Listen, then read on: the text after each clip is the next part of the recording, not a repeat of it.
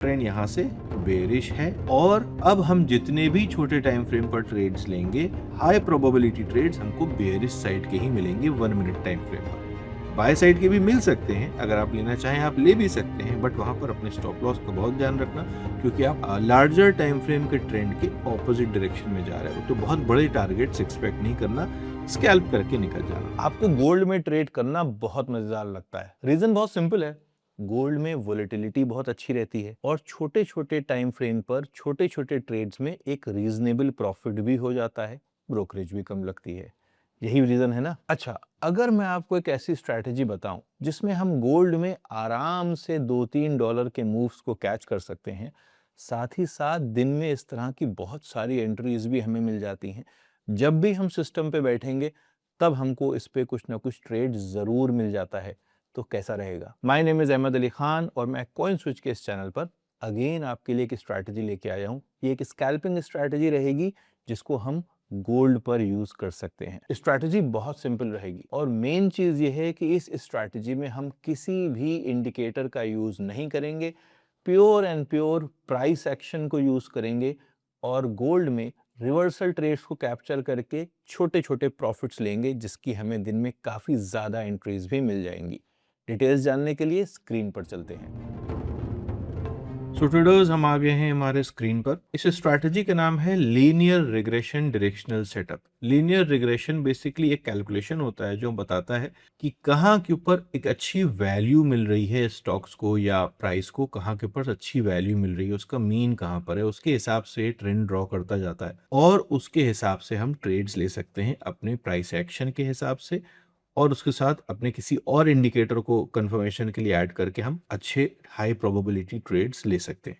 अच्छा, इसमें 2-3 चीज़ों का ध्यान रखना है। सबसे पहली चीज़ ये है कि जो हमारा ट्रेंड है वो ट्रेंड का टाइम फ्रेम हम 15 मिनट्स पर देखेंगे, यानी हम ट्रेंड पहले चेक करेंगे 15 मिनट्स पर कि डायरेक्शन किस तरफ का है।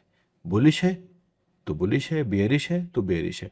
ठीक है, 15 मिनट्स पर जब हम ट्रेंड सेट कर लेंगे तब उसके बाद हम ट्रेड लेंगे 1 मिनट टाइम फ्रेम पर, यानी 15 मिनट पर हमने ट्रेंड चेक कर लिया कि भाई बुलिश ट्रेंड है, तो अब हम 1 मिनट पर जो ट्रेड्स लेंगे वो सारे ट्रेड्स हम बुलिश लेंगे। अगर उसमें कोई सेल साइड का सेटअप बन रहा है हम अवॉइड करेंगे। उसी तरह से अगर हम देख रहे हैं कि ट्रेंड बेयरिश है तो हम फिर सारे ट्रेड बेयरिश लेंगे 1 मिनट सेटअप पर।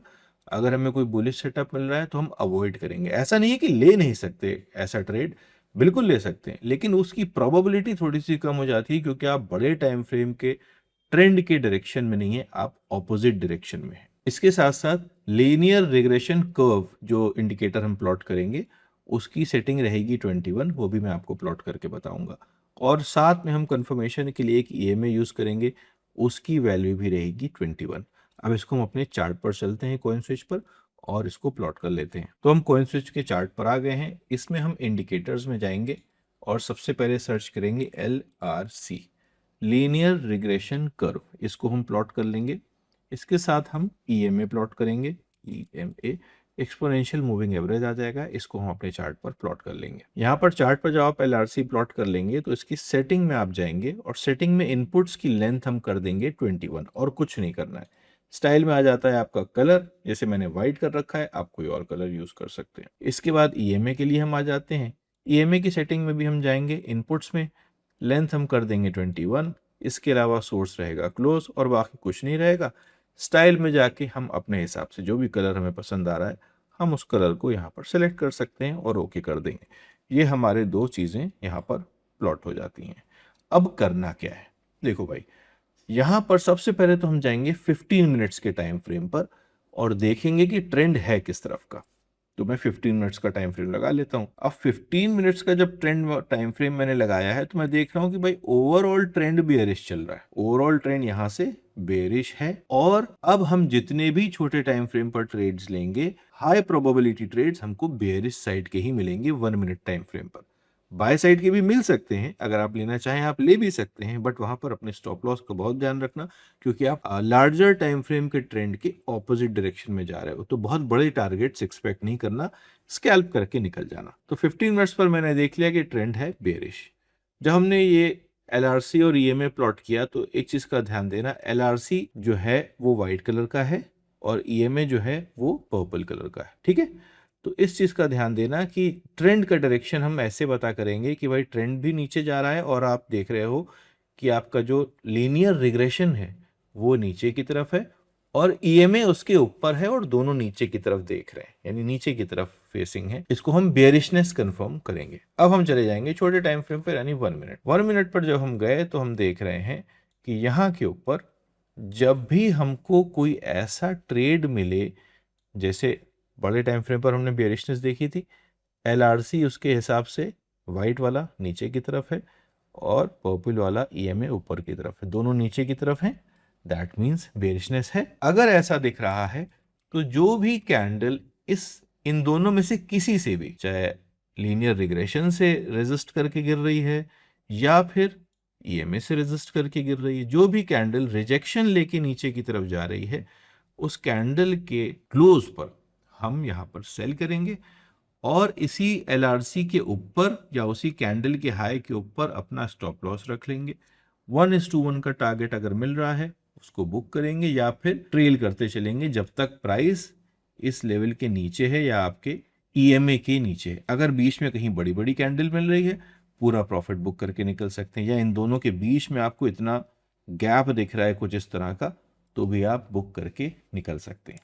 इसी के जस्ट ऑपोजिट है, थोड़ी देर पहले ही जब मैं रिकॉर्ड कर रहा हूँ ये सेटअप बना है, जब यहाँ पर आपने देखा कि लीनियर रिग्रेशन ऊपर की तरफ आ गया है, ईएमए नीचे, यानी यहाँ पर आपको एक क्रॉसओवर हो गया है। ऐसे में प्राइस तो ऊपर आ ही गया था, प्राइस ने इसको रीटेस्ट किया, ये देखो यहाँ से इसको रिजेक्शन मिला है बुलिश और हम ईएमए के ऊपर आ गए हैं, एलआरसी के ऊपर आ गए हैं, यहाँ से आपकी बनती है बाइंग, ये बनता है आपका स्टॉप लॉस। तो अगर मैं यहाँ पर 1:1 का टारगेट लगा दूं तो ये आपका एसएल है। एसएल के हिसाब से आप देखेंगे अभी आप 1:1.5 का टारगेट तो अचीव कर चुके हैं और 1:2 तकरीबन यहाँ पर आता है, उतना मिल जाए तो प्रॉफिट बुक करके एसएल ट्रेल करें जब तक आप ईएमए के ऊपर हैं, या फिर अगर छोटे टाइम फ्रेम पर ट्रेड कर रहे हो तो 1:2 अगर मिलने लगे तो मैक्सिमम प्रॉफिट बुक करके एसएल ट्रेल कर लो या फिर पूरा बुक करके भी निकल सकते हो। मैं सजेस्ट करूंगा, ये डायरेक्शनल सेटअप है तो इसमें आराम से अगर आप ट्रेड लोगे तो ट्रेंड की डायरेक्शन में अगर आप जा रहे हो